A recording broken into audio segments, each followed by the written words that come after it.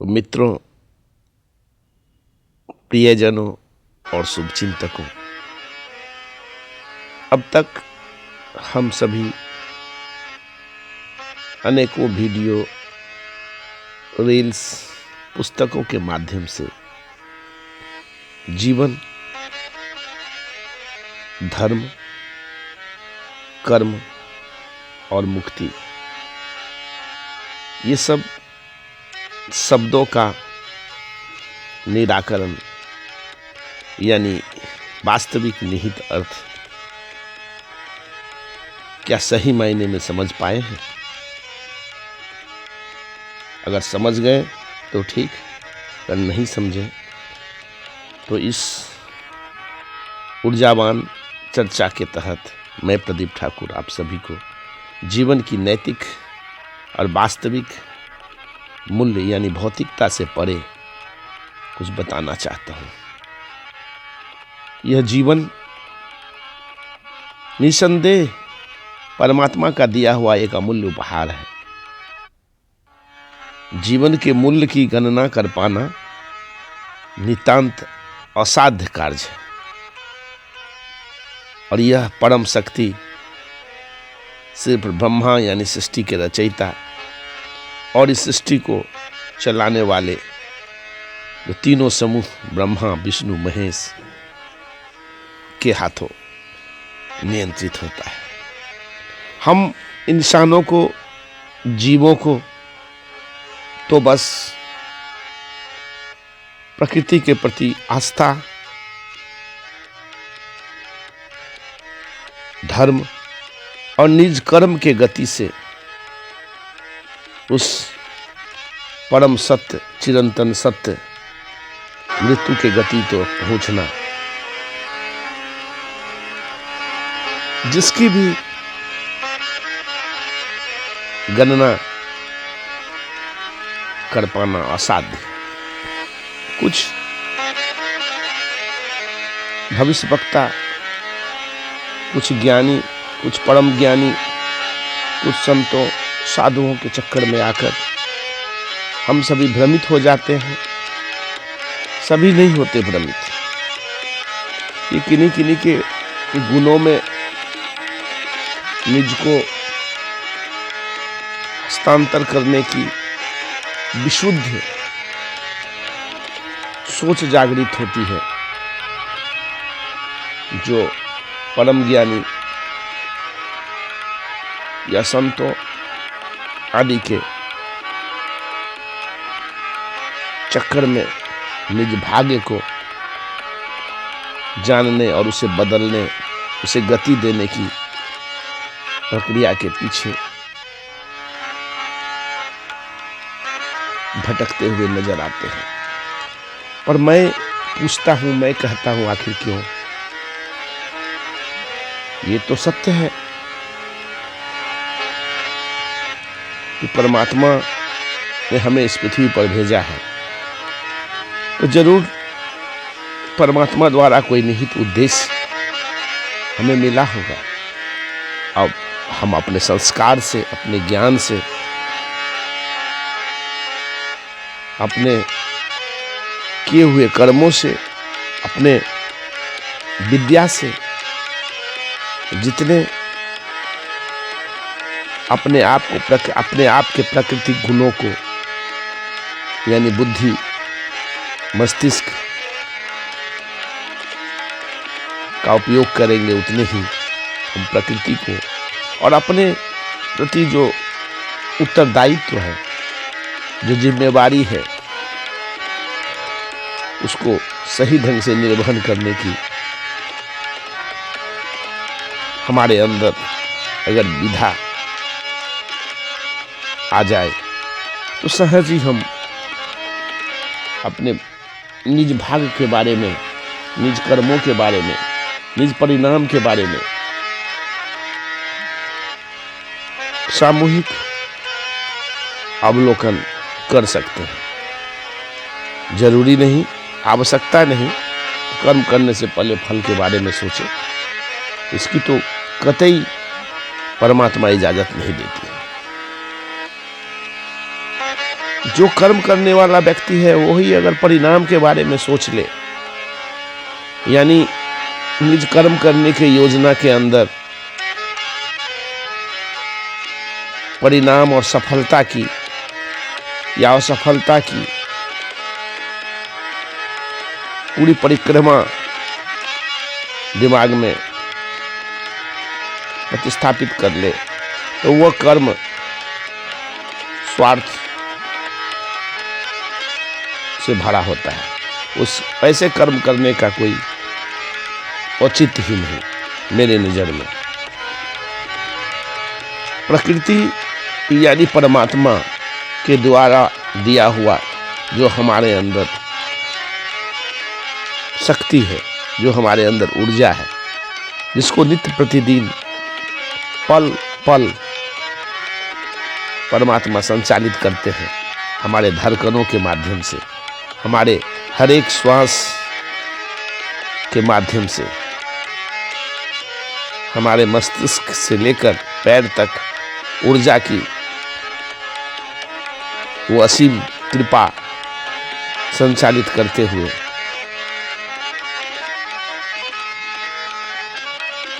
हम सभी बड़े सौभाग्यशाली हैं कि हमें इस जीवन की प्राप्ति मनुष्य के रूप में हुई है। हम इस संसार में अपना जीवन कैसे व्यतीत करते हैं, कैसे व्यतीत करें, यह एक अत्यंत महत्वपूर्ण एवं चिंतनीय विषय है, क्योंकि हमें जीवन रूपी अनमोल रत्न से नवाजने के उपरांत प्रकृति की भूमिका का एक अहम हिस्सा पूरा हो जाता है।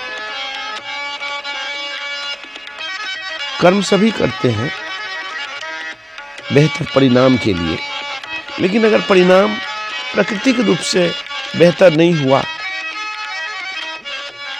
तो हमें मायूस नहीं होना चाहिए, क्योंकि आवश्यकता है निज को और प्रतिष्ठापित करने की, निज को और किसी अन्य तरीके से प्रतिस्फुटित करने की।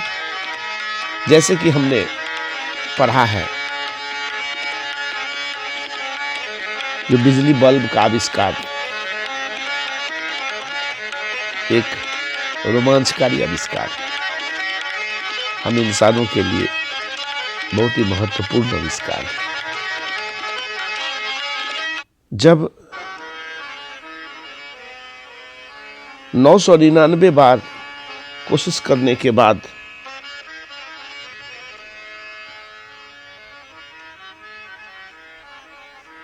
बल्ब के आविष्कार को सफल नहीं होता पाया, तो अंत में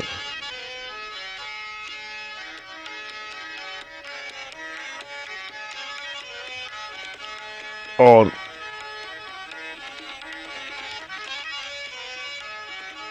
999 बार फेल हुए, फिर भी थॉमस अल्वा एडिसन ने हार नहीं माने और बल्ब के आविष्कार से दुनिया को रोशन किया। महान अमेरिकी वैज्ञानिक थॉमस अल्वा एडिसन बल्ब को बनाने में जब 999 बार असफल हुए थे, लेकिन उन्होंने हार नहीं माने और इसी वैज्ञानिक को बचपन में कमजोर बुद्धि वाला कहकर स्कूल से निकाल दिया गया था, लेकिन अपनी प्रतिभा और मेहनत के दम पर उन्होंने बल्ब यानी प्रकाश के उत्स समेत हजारों जीवन बदलने वाले आविष्कार किए, जिससे मानव जीवन और आसान बन गया। तो इसमें मुख्य बात यह है कि एडिसन ने कई सालों की कड़ी मेहनत और हजारों 999 प्रयासों में विफल होने के बाद उसने सोचा कि 999 तरीकों से तो बल्ब नहीं बनाया जा सकता, ये तो मैं जान गया। अब कोई एक तरीका शेष रह गया है जिसे भी अपनाया जाए।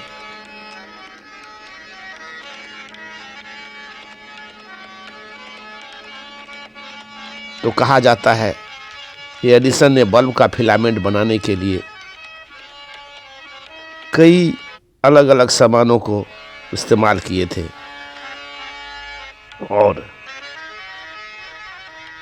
बल्ब बनाने में उनके कई कोशिशों के नाकाम होने को लेकर कई बार पत्रकार ने उससे सवाल भी किया था कि 999 बार फेल होने के बाद की सफलता पर आपको कैसा लग रहा है।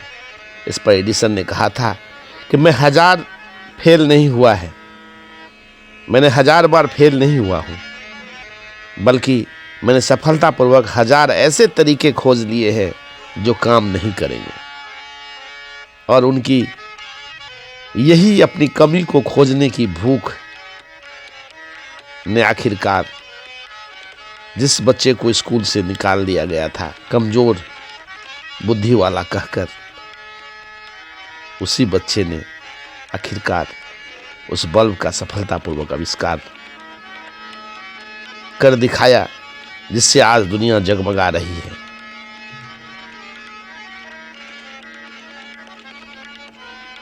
तो इसे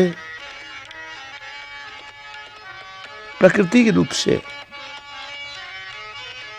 अपने अंदर की प्रतिभा को जगाने, उसे एक निहित उद्देश्य के लिए तैयार करने और उसे कर्मों की अवधि के उपरांत संपूर्णता के रूप में प्रतिष्ठापित करने की जो भूख है, जो चाह है, यही तो जीवन है। जब तक आप छोटे थे, फिर युवा बने, फिर गृहस्थाश्रम आयु में आए, फिर विधा, और फिर जीवन के अंतिम पड़ाव मृत्यु, सत्य के करीब पहुंचे। ये जो चक्र है, काल चक्र है, इस काल चक्र से किसी ने नहीं बचा। और अद्भुत बात तो यह देखिए कि जो शुरू होती है यानी जन्म, और जो अंत होती है यानी मृत्यु, ये दोनों प्राकृतिक ध्रुव सत्य है जिसकी ज्ञान सिर्फ परमात्मा को है। और यह ज्ञान भी अगर मनुष्य को मिल जाता तो आखिर उस परमात्मा की पूछ क्यों होती।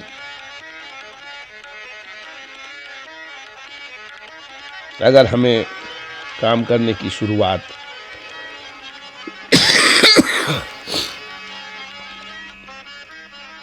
उसके परिणाम भी करते करते पता चल जाए, पहले ही पता चल जाए, तो उस काम को करने की क्या अहमियत रह जाएगी।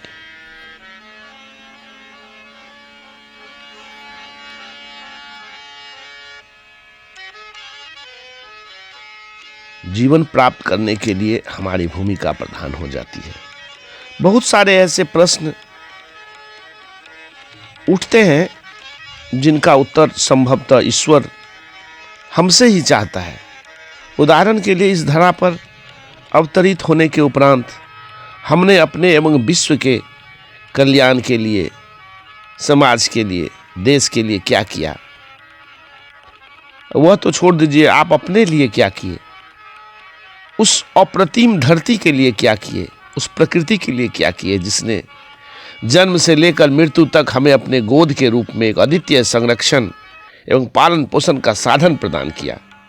यदि जन्म से लेकर मृत्यु के बीच हमने कोई सार्थक कार्य न किया, अपने अंदर की सोई हुई प्रतिभा को नहीं जगाया, अपने जन्म लेने के निहित उद्देश्य को समझ नहीं पाया, केवल मैं मैं और आप धन संचयन आदि के चक्करों में घूमते रहे तो निश्चित ही आपने जीवन के उद्देश्य को नहीं समझ पाया, आपका जीवन व्यर्थ हो गया।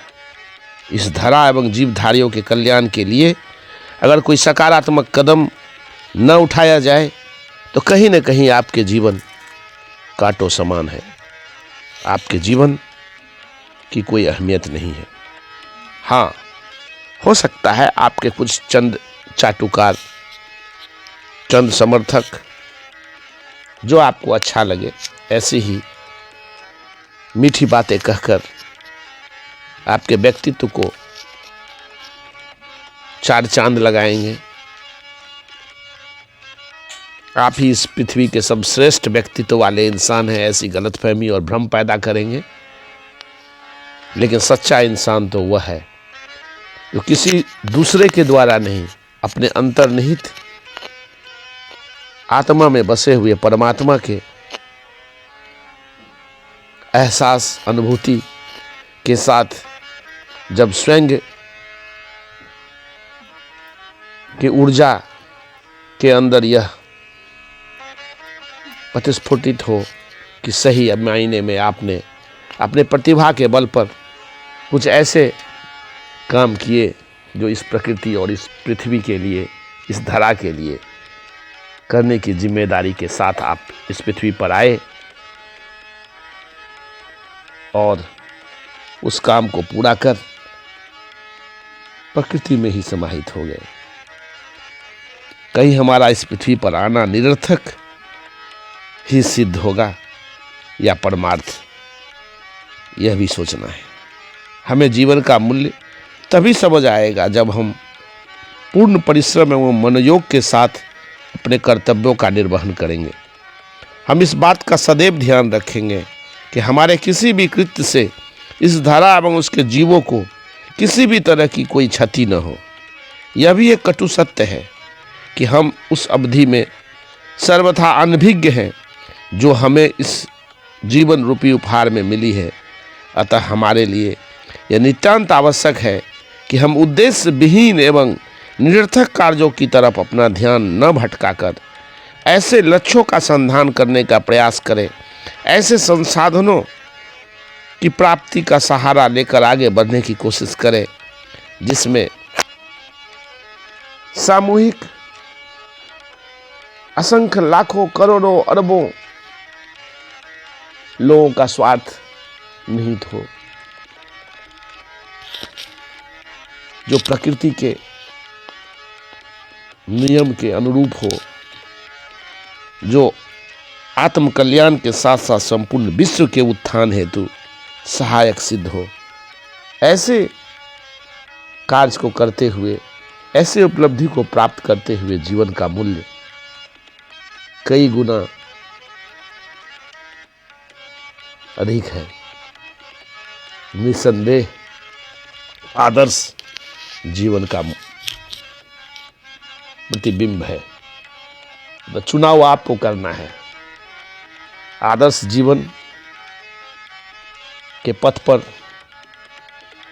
आगे बढ़ना है सकारात्मक ऊर्जा के साथ, या जीवन में चंद लोगों के द्वारा झूठी वाहवाही और समर्थन प्राप्त कर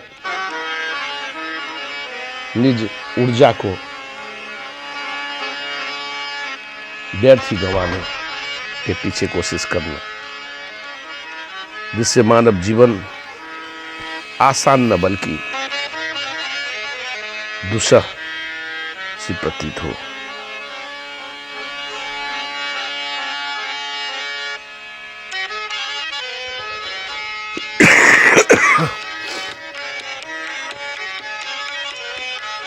पता है, मैं थॉमस अल्वा एडिसन, जिन्होंने बल्ब का आविष्कार किया था, उनके जीवन से मैंने बहुत ही महत्वपूर्ण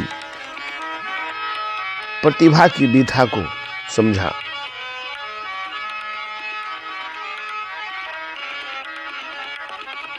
मैं आप लोगों से भी शेयर करना चाहता हूं। थॉमस एडिसन को बचपन में एक मंदबुद्धि बालक कहकर जब स्कूल से निकाल दिया गया, लेकिन उसकी मां के भरोसे ने उन्हें एक महान वैज्ञानिक बना दिया। दरअसल एक बार जब एडिसन स्कूल में थे तो उन्हें टीचर ने एक नोट दिया और कहा कि इसे ले जाकर अपनी मां को दे देना। एडिसन ने जब वह नोट अपनी मां को दिया तो उसे पढ़कर वो रोने लगी। एडिसन ने मां से रोने की वजह पूछे तो उन्होंने मुस्कुराते हुए कहा कि ये तो खुशी के आंसू है बेटा, क्योंकि इस नोट में लिखा है कि आपका बेटा बहुत बुद्धिमान है और हमारा स्कूल निचले स्तर का है। साथ ही हमारे टीचर भी इतने काबिल नहीं हैं कि इसे पढ़ा पाए, इसलिए इसे आप स्वयं पढ़ाए। और एडिसन ने सुनकर बहुत खुश हुए और घर पर ही अपनी मां से पढ़ने लगे। बहुत वर्षों बाद जब एडिसन महान वैज्ञानिक बन गए और उनकी मां गुजर गई, तभी एक दिन उन्हें अलमारी में मां की डायरी मिली जिसमें उन्हें स्कूल का वही पुराना नोट मिला। इस नोट को पढ़कर एडिसन अपने आंसू नहीं रोक सके। उस नोट में लिखा था कि आपका बच्चा मंदबुद्धि है, इसलिए उसे स्कूल न भेजें। एडिसन ने इस घटना का जिक्र करते हुए लिखा कि एक महान मां ने एक मंदबुद्धि बच्चे को सदी का एक महान वैज्ञानिक बना दिया। और यही वजह है कि इस प्रेरणा, मां की प्रेरणा ने वास्तविक रूप से एडिसन को विश्वविख्यात और हम मनुष्यों के लिए जीवनोपयोगी प्रकाश की उपलब्धि कराए। जीवन यूं ही किसी न किसी सकारात्मक ऊर्जा